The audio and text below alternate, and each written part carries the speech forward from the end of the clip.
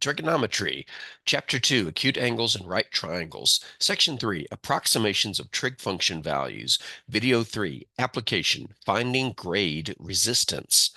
This series is based on content from Pearson's Trigonometry 12th edition by Lial, Hornsby, Schneider, and Daniels. In the previous video, we learned to use the inverse trig functions to find acute angles. It's straightforward for sine inverse of x, cosine inverse of x, and tangent inverse of x, since scientific calculators almost always have these functions built in. However, for cosecant inverse of x, secant inverse of x, and cotangent inverse of x, we had to use reciprocal identities. For example, for x not equal to 0, cotangent inverse of x is equal to tangent inverse of 1 over x. It's the inverse reciprocal function of the reciprocal. In this video, we will look at an application of trigonometric functions, calculating the grade resistance of a car as it travels up or down a hill. That's basically the resistance generated by gravity as a car travels up or down a hill. The grade resistance in pounds is calculated by the formula F equals W sine theta, where theta is the grade angle of the surface to the horizontal, and W is the weight of the automobile. For uphill, the angles is measured positively. Theta is greater than 0 degrees. For downhill, the angle is measured negatively. Theta is less than 0 degrees.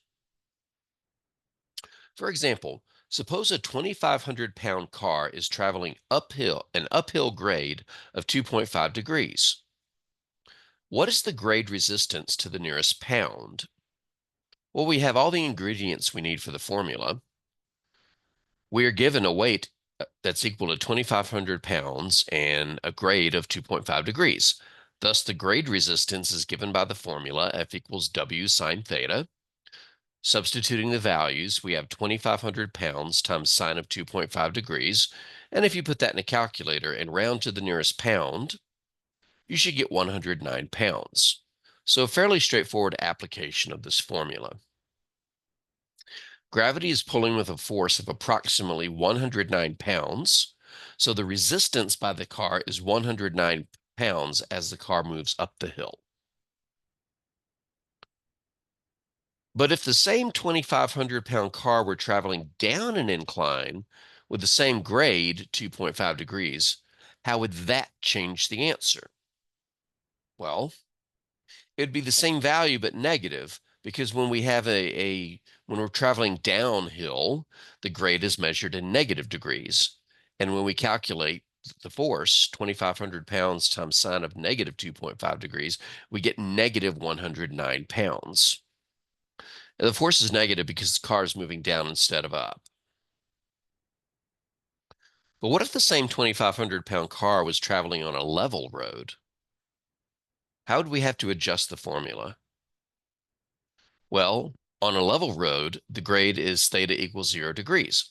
So the grade resistance is 2,500 pounds times sine of 0 degrees, but sine of 0 is 0. So the force, the grade resistance, is 0 pounds. And this makes sense since the gravitational force is perpendicular to the direction of the car. Gravity is pulling downwards, so that force pulling downwards is not having any horizontal effect. Now you try. Pause the video and try the following. Canton Avenue in Pittsburgh, Pennsylvania claims to be the steepest street in America with an alleged grade of 37%. When measured in degrees, it's 37% of 90 degrees, or 33.3 degrees. A Ford F-150 weighs about 2 tons. What is the grade resistance if this truck drives up this street? Warning, we need the weight in pounds.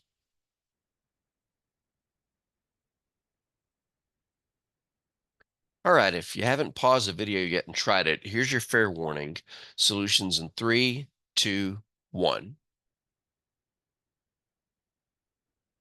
The truck weighs, not weights, 2 tons, but there's 2,000 pounds to a ton, so the weight of the truck is 4,000 pounds.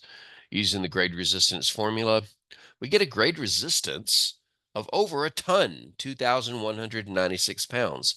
So if this heavy truck is driving up this steep grade, there's more than a ton of force pulling down on it thanks to gravity.